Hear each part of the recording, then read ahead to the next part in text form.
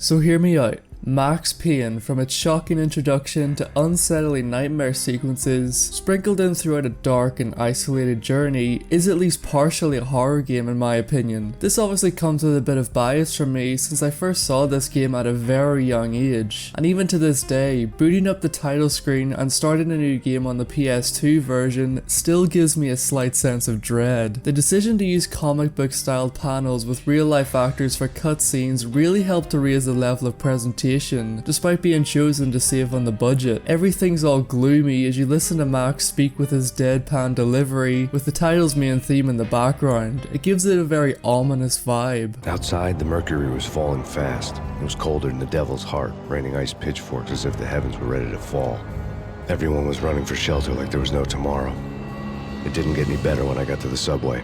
The first 5 minutes of this game used to be genuinely terrifying for me to play, with its mix of sharp, movie-like cuts and distant cries as you walk through the house. My younger self would have to try muster enough courage just to go upstairs. It's honestly crazy how the game goes all in on the shock value by depicting a dead baby. You even hear the gunshots just seconds before Max gets into the room. The intro really does establish the game world's tone as harsh and unforgiving. Even in the middle of New York City, the feeling of isolation is very real. I know it's maybe a little far-fetched to compare it to Silent Hill, but I think it has that similar creepy atmosphere, exploring a large, populated area with no one on the streets, except for someone or something that wants to kill you. Unlike Silent Hill though, Max Payne isn't exactly a survival horror in the traditional sense. You pretty much have to kill every enemy you come across, and you're rewarded by receiving more ammo, as well as the gauge refilling on your bullet time, but I wouldn't say there's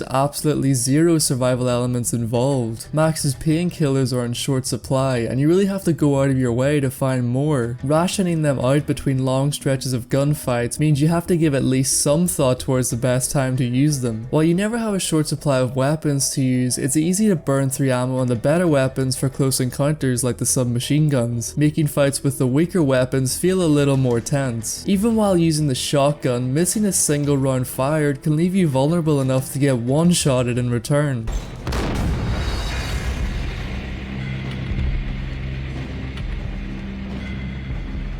Easily the most infamous parts of the game are the nightmare sequences, where Max has to relive his past trauma, navigating a maze of hallways while the only clue to the exit is following the dying screams of your wife, walking along a tightrope of blood with a constant baby crying in the background. I honestly feel sorry for the people that had to do this on a controller with no quick saves. The sort of psychological horror in these nightmare levels are a bit of a precursor to what we'd see in future Remedy games like Alan Wake, and to a lesser extent Control. Not only that, but the idea of using real life actors was now being implemented during gameplay. Oh yeah, there's also that fourth wall breaking moment where Max acknowledges he's in a video game. It's even listed as one of the traits of psychological horror games. Although while I get they're trying to go for a creepy vibe with this cutscene, even I'll admit this was just hilarious if anything. You're in a computer game, Max.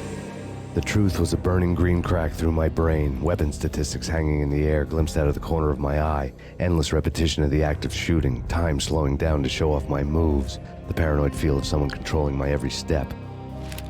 I was in a computer game. Funny as hell, it was the most horrible thing I could think of.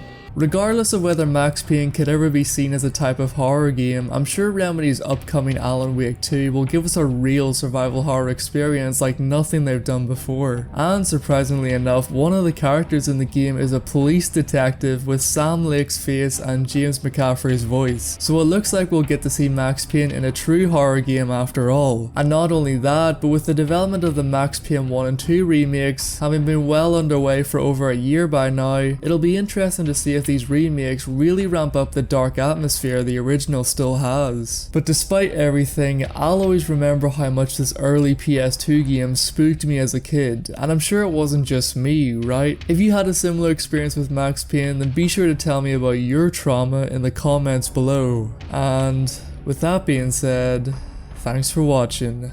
Bye guys.